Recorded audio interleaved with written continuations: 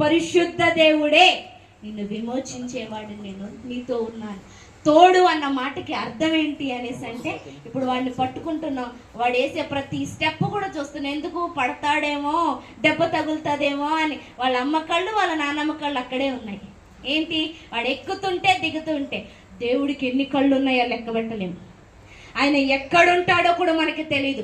కుడి పక్షాన, ఎడమ పక్షాన, ముందు వెనకాల మనలో వ్యాపించి ఉన్న దేవుడు అంటున్నమాట, నేను మీతో ఉన్నాను, మీ కుడి చేతిని పట్టుకొని ఉన్నాను, మిమ్మల్ని విమోచించేవాడిని నేనే, మిమ్మల్ని ధైర్యపరిచేవాడిని నేనే, మిమ్మల్ని ఆశీర్వదించేవాడిని నేనే అంటూ దేవుడు వాగ్దానం చేస్తున్నాడు.